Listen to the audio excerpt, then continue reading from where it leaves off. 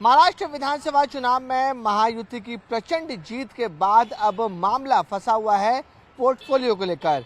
मंत्रिमंडल में किस पार्टी को कितने विभाग मिलेंगे, इसको लेकर अभी रस्साकसी चल रही है। लेकिन न्यूज़ 18 इंडिया के सूत्रों से जानकारी मिली है कि महायुति का जो पोर्टफोलियो है, मंत्रिमंडल का जो विस्तार है, उसका फार्मूला पता चल चुका है। महायुति के तीनों नेता देवेंद्र फडणवीस, एकनाथ शिंदे और अजित पवार ने 20-10-10 का फार्मूला तय किया है। यानी कि महायुति में बीजेपी सबसे बड़ी पार्टी उभर कर सामने आई है, इसलिए 20 पोर्टफोलियो वो अपने पास रखेंगे। 10 पोर्टफोलियो शिंदे कैंप की शिवसेना यानी कि एकनाथ शिंदे अपने पास रखेंगे और बाकी के 10 पोर्टफोलियो अजित पवार की गुट एनसीपी अपने पास रखेगी। तो जो फॉर्मूला सामने आ रहा है वो 20-10-10 का है। जिस तरह मैंने आपको बताया, 20-10-10 का मतलब है 20 पोर्टफोलियो बीजेपी रखेगी, 10 पोर्टफोलियो शिवसेना एकनाथ शिंदे कैंप रखेंगे और 10 पोर्टफोलियो एनसीपी अजित पवार रखेंगे।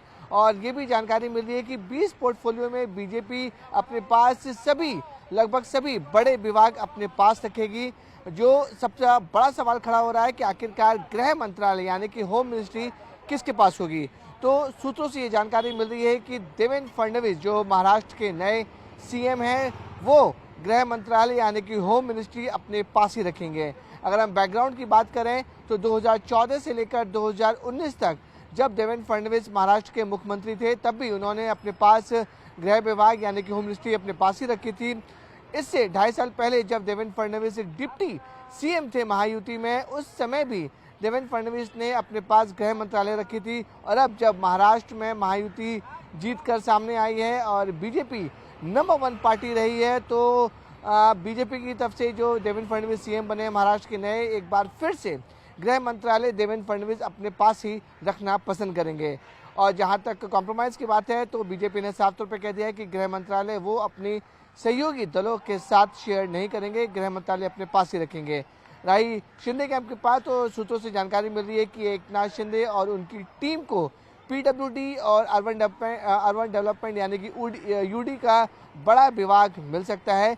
वहीं अजित पवार कैंप को फिनेंस डिपार्टमेंट, जो बड़ा डिपार्टमेंट है रेवेन्यू और फिनेंस, वो भी अजित पवार गुट को मिल सकता है। तो इस तरीके से जो तीनों पार्टियां, जो बड़ी पार्टियां हैं महायुति में, उन्होंने इस तरीके से पोर्टफोलियो को डिवाइड किया है कि किसी को भी ज़्यादा दिक्कत ना हो और सम्मानजनक सबको तीनों को पोर्टफोलियो मिले, इस तरीके से डिवाइड किया गया है। तो जिस तरह हमने आपको बताया कि किस तरीके से बीजेपी अपने पास बड़े पोर्टफोलियो रखेगी, अजित पवार गुट अपने पास फाइनेंस रखेगा, क्योंकि इससे पहले भी जब 2.5 साल पहले महायुति की सरकार थी तो अजित पवार फाइनेंस मिनिस्टर रहे थे।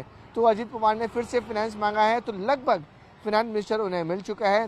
शिंदे गुट अर्बन डेवलपमेंट और पीडब्ल्यूडी जैसे बड़े रेवेन्यू अपने पास रख सकती है, रेवेन्यू डिपार्टमेंट भी है उनको मिल सकता है। तो इस तरीके से जो बड़े बड़े पोर्टफोलियो हैं वो लगभग डिवाइड हो चुके हैं। अब जो जानकारी मिल रही है कि बीजेपी अपने पुराने मंत्रियों को कंटिन्यू कर सकता है, क्योंकि उनका जो परफॉर्मेंस था 2.5 साल पहले, वो परफॉर्मेंस उनका ठीक ठाक था। तो जानकारी मिल रही है कि बीजेपी अपने पुराने मंत्रियों को एक बार फिर से मौका दे सकती है।